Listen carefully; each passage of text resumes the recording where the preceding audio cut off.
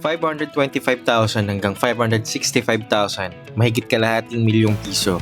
Yan ang presyo ngayon ng Honda CB650R.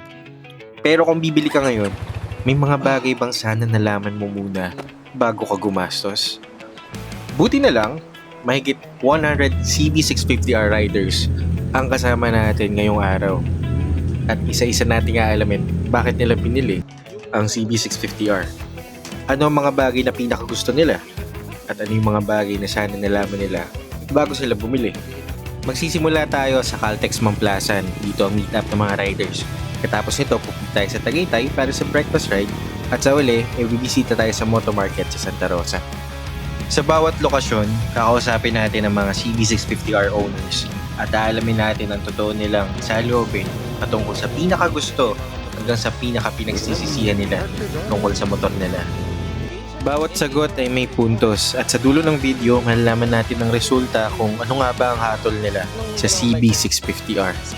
Siguraduhin samahan niyo ako hanggang sa dulo ng video na to dahil meron tayong bonus interview. Sagutin din natin yung tanong na gustong marinig ng marami. Ano nga ba ang pinakamabilis na top speed na naabot nila gamit ang CB650R? Kaya tara, samahan niyo kami!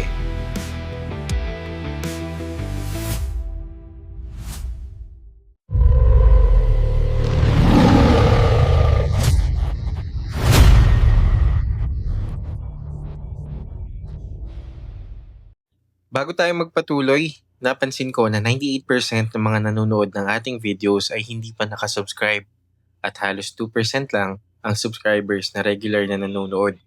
Kung isa ka sa mga hindi pa nakasubscribe, sana ay makonsider mong pindutin ang subscribe button at notification bell para maging updated ka sa ating mga susunod na uploads. Dami. Ilan na ba ito? Sir Gino, morning po. Benok TV po. Ay, Yung, opo, yung... Apa. Hello po. Hello po. Sir, good morning po. Ano po yung dala niyong bike ngayon? Ito yung sa akin, Honda CB650.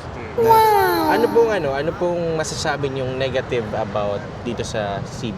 Isa lang ang masasabi ko negative, yung malakas ang vibration niya. Yun lang. Sa vibration po. Sa vibration na kagaya ko, may edad na, masakit sa braso. Oo. Especially sa left hand. Puro lang siya sa miss gear parade. Pulse neutral ba yun? Oo, nagpo-false neutral siya. Sobrang bilis ba kasi yung impact ng hangin para sa atin, syempre yung impact Talagang sa atin, tumatama sa talaga, katawan. Di kagaya kapag syempre naka-sports bike yung naka-Euro gano'n. Kasi nung nanggaling ako sa NK, mas gumaan mas magaan si CB kumpara sa other. And Feeling okay. talaga sa kahit saan Kahit naka-testing yung mga bayo ko gano'n. Gumaan lang siya sa 650. If for example wala kang bike or big bike ngayon, bibilin mo pa rin ba yung CB650R at this point? Mas maganda sa akin CBs talaga. Hindi maano sa likod, masakit. Komportable lang ka. siya, no? Smooth, Opo. parang ando na. Ano ka na lang, kahit senior ka. Ayan, CBs pa rin. Oo, sir. CB pa rin. CB pa din po. Bakit CB pa rin? Kasi parang value for money siya, sir. Sulit na sulit siya totoo. para sa 650cc na naka-inline 4 na. Oo. Tsaka Honda din yung... Honda din. Reliable din yung makina. Isa din sa nagustuhan ko sa CB kasi hindi basta-basta naluluma yung itsura niya. Totoo. Pag classic bike talaga, Timeless, no? oo. Unlike sa mga sports bike, madidistinguish mo agad anong pinagkaiba ng 2020 sa 2025, 2026. CB pero CB 1000 lang. 1,000. Kasi dapat 1,000 talaga ako kaso nung ayun nga, panahon nung nagtataas yung gasolina. Syempre na. Medyo malakas sa consumption. Isip ko yung maintenance na rin yun Maintenance, Totoo. yung gasolina, parang ang bigat sa bulsa ba? Totoo. Unit na yung bibili. CB pa rin. CB pa rin. Oo, kasi yun talaga yung dream bike ko na yan Dream bike ko na yan. Di na ako yan na Road talaga. race na yan. Yan na talaga. Moving Pogi, no? At saka tamang-tama sa talaga sa laki ko. Tama. Saka pag napapalingon talaga sa'yo yung ganda kasi. Oo. Kahit ako nung pangarap ko pa lang, ito na Yung sabi ko pag nagkaroon ako ng bike, ito na talaga kasi yung standard pa siya hanggang sa iniipon-ipon ko na makarating ako sa A-Class. Yes. A-Class na ito kaya... Para Chill. Wala Chill na lang. akong hindi na ako mahirapan. Ganda. Lakas. Siguro kung may budget, Budget. Kawasaki 10R. 10R. Wala, sports sir. Yes. Ah. Yes. May Oh, dream sarap. bike. Oh. Yes. Kung i-describe nyo siya in one word, ano yung one word na? Eto, wala na akong masabi yan. Happiness. Wala na. Ah. Pag may Ito ba, problema. sir? Oo, pag may Mm. problema sa bahay, yun. Motor Oo lang. nga, no? I-express mo yung feeling mo through throttle eh. Oo. Part of the family na sa akin. Family, parang gano'n. Family na siya sa akin eh, kasi kasama ko sa lahat. Tama. Marami tayong nakikilala dahil sa motor. Totoo sir, tama. Siguro amazing. All year amazing yan. Pogi. Pogi. Dagdag pogi points yan, kahit matanda na ako. Dagdag pogi points talaga. I like so much CB650. Madaling i-handling. Tama. Magaan, mabilis. Okay lang siya. Grabe. Dami ng CBs. Morning, ladies. Good morning. Palakpakan naman natin muna ulit. Kita tayo ulit. Welcome po sa mga bago. Alam ko marami pong bago. Since marami tayo, ride with your own pace. 3. Okay. We are now on the way sa Tagaytay at abangan ninyo ang second part ng ating interview.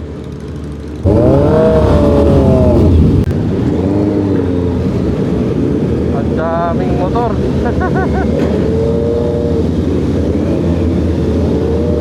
Ang ingay.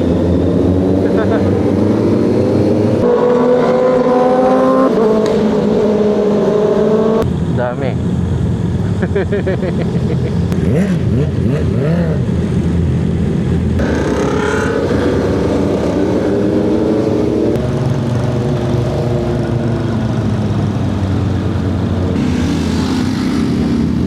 Yun peeps, nandito na kami sa Miara Event Place. No? So ito yung mga motor. Meron pa dun sa labas. Puno. Dito para matulungan kayo pag may mga problema kayo sa loob. Anong dalawang bike sir? CB. CB. Anong negative comment sa CB? Vibrate? Yun lang. Oo. Vibrate din eh. Vibrate din, no? Parang yun, parang common yung sagot na vibrate. Oo, yun yung dalawa. Lalo na pag ano, 80, ganun kph. Mainit. Isa, no? Kailangan naka-jeans talaga. Oo. Lalo na pag summer. Hirap. Okay. Wala naman. Wala. Okay, okay. Solid. Positive. Positive. Comfort sa biyahe. Kahit long ride. Oo, kahit long ride. Comfort din. Comfort din. Smooth siya. Even yung model na sa akin. Wala pa rin siyang any problem. Wala. Positive. Positive, mura. Saka Ah. mabilis. Tama. Price, no? Oo. Oo nga sir, affordable siya. Pinag-uusapan pa lang namin. Ah, talaga? Maganda yung content mo sa YouTube. Ah, thank you po. Thank you. 1, 2, 3!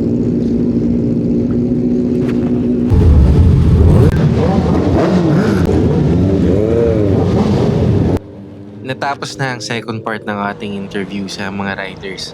Medyo maikli lang dahil sandali lang tayo dito. Papunta na tayo ngayon sa Moto Market sa Santa Rosa. At doon natin gagawin ang pangatlo at last part ng ating interview. Samahan niyo ako dahil dito ko nakuha sa pangatlong interview ang pinakamagagandang sagot. Dahil nga siguro mas marami kaming oras sa Moto Market. Kaya tara!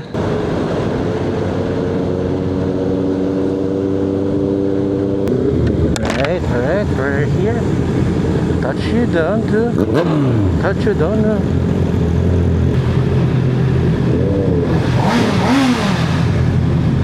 Ay, lamig. 88,000. Anong dala niyong bike, sir? CB. Any negative about CB? Wala naman. naman. Wala. Ayos naman. Siyempre, CB natin. Any negative about CB? Wala naman. Wala. Magastos eh. Yun lang eh. Sarap eh. Sa una siya pag hindi masyadong maninibago ka, Okay. ma-vibrate. Hindi naman sana eh. Hanggang sa masanay ka na lang. Sabi maganda. For me, negative about CB, siguro at first lang yung vibration. O pag hindi ka sanay. Yun lang yung cons ko. Tapos, siyempre, magastos sa gas. Natural, Yes. inline for yun. Tanggapin mo na yun. Yun na yun eh. The rest, wala naman. Wala okay na. naman. Yun pala, false neutral. Ayaw nga. Yung false neutral, common thing yun sa mga CB natin. Pero madali naman siya solusyonan. So, meron naman tayo nabibiling gear shift assist. Okay. So yun, so yung gear shift assist, supplier din ako nun. Kung gusto nyo order, okay. message nyo lang ako. Magkano ka nun? Sa gear shift assist natin 3,000 yun. Pero hindi ko mapapromise na matatanggal niya yung false neutral. Pero malilesen niya. malilesen ka. Ako na quick shift na ako. Yung ano sinasabi bro, yung gear assist, saan ka pwedeng, in case may panood, tas gusto nilang... Okay, if ever na gusto niyo ng gear shift assist, ang tawag doon bull shift gear assist, pwede nyo kayo message Josh Garcia sa Facebook. Or pwede nyo mahanap J.U. Garcia. J-E-Y-U Garcia. Sabi mo nakatry ka rin ng CB? Yeah. Gaano katagal ka ng CB? Siguro may 6 months. Kapag nasa high RPM, yung vibration sa... Yeah, grabe yan. Yung mga side mirror mo. Ganun. Kahit yung mga recommended nila na lagyan na washer, ganun. Okay, mga ganun, something like that. Hindi pa rin. Pati yung langis. Anong dala mo, bike shop? CB. Ayun, CB. Anong any negative kay CB? Negative? Parang mahirap. Sana lang siguro pag sa lubak matagtag. Yung sa suspension. Positive. Masarap siyang dalhin. Smooth lang. Oo, smooth siya. Ayos naman. Yun ang maganda. Pero malakas. Okay siya. Lahatan. Sa handling maganda talaga. Handling. Sa hatak. Talaga, sir? Hindi kayo iwan yan. Positive, top 1, siguro kaya niya makipagsabayan sa mga higher CCs. Kahit sa mga liter bike? Yes. Siguro, in terms of torque, yan, baka iba siya ng ibang tao. Sa torque, no doubt, talagang liter bikes talaga is liter bikes. Pero when it comes to sabihin natin duluhan, Habol. Duluhan, pero siyempre, abide pa rin tayo sa speed limit. Pero pag sa duluhan, kaya may pagsabayan ng CB650. Yeah. Actually, okay naman si CB. Nandun yung tunog, nandun yung power, tapos tipid yung gas. Stable, hindi kayo papahiya. Kahit anong klaseng long ride pa. Medyo tipid din sa gas. Depende rin sa... Yeah, sa hindi siya sir, parang hindi ka masyadong iindayin yung yung gas na. So, hindi ka naman mapapahiya when it comes sa performance. Hindi na yung forma niya, hindi naluluma. So, kahit Classic, timeless. Timeless yung formahan niya. Tapos, sa makina, talagang matibay. So, Wala, Honda yan.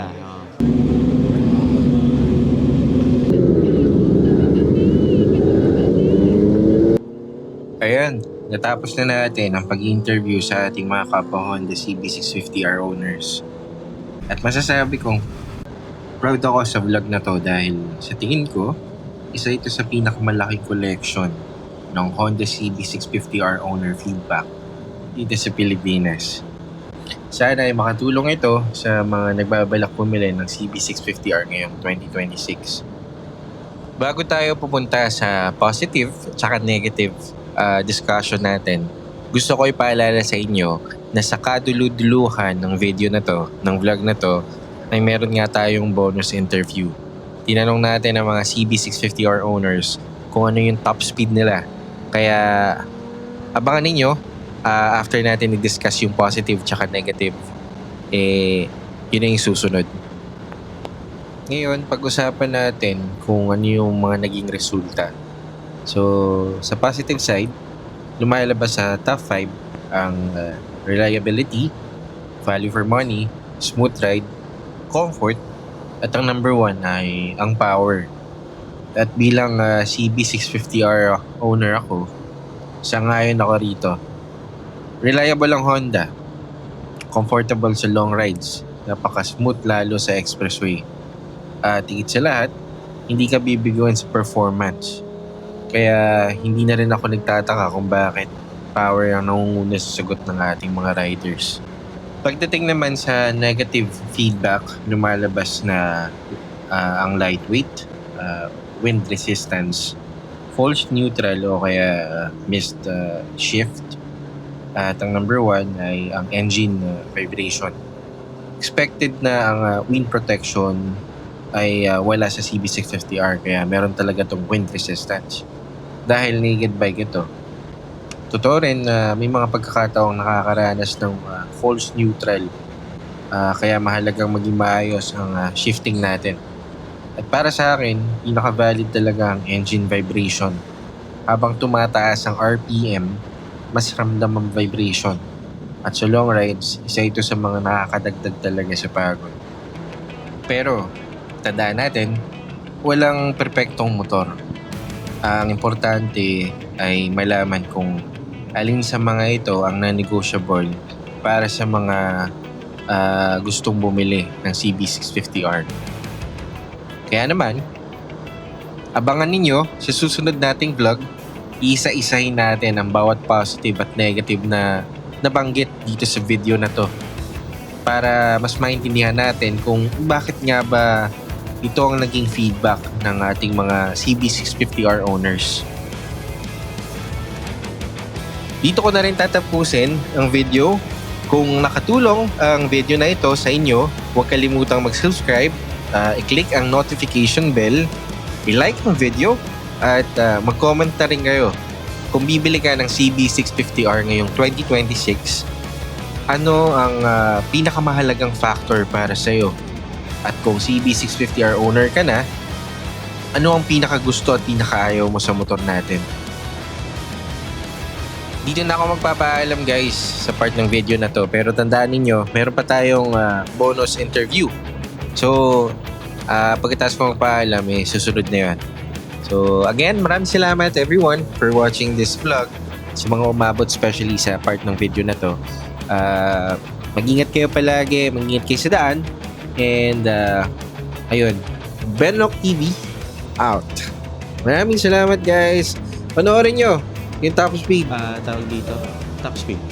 Top speed, last, 250. Wala, hindi pa sagad. Anong pakiramdam mo? Nabubugbog na yung hangin pag gano'n. Oo, kasi hindi siya sport yun. ano ka, naked eh. Top speed mo dyan. Anong top speed mo dyan? Sa 226. Top speed pala, top speed. 200 pa lang. 200 sakto. May angkas pa. Oo, may angas ka pa. 180 lang. 180? Ganun lang ako. Alalay lang yun dyan. Hindi tayo makukuli siguro, no? Hindi. Anong top speed mo dyan? 200, parang ganun pa lang eh. 200? Oo, kasi wala ka naman mapupunta. Sa bagay, parang Galax, nahuli na ako doon, overspeed. Talaga po? Kaya wala na. top speed. Baka mahuli ako eh. Wala, 150 lang. Already. Agree. Top speed. Actually, speed limit lang ako. Speed limit lang tayo. Okay. Top speed. Hindi, mga 120 lang. Oh, 120. Parang di ako naniwala, sir. Anong ano man naman, sir? Top speed. Top speed siguro, tinry ko lang. Pero hindi ko kaya magtagal. Talaga? 200 lang. Nakakatakot pa ba yun? Oo, kasi hindi ka basta makakapag-break. Ay, oo. At saka pag konting tayo na yung hammer. Talagang aalog ka. Okay.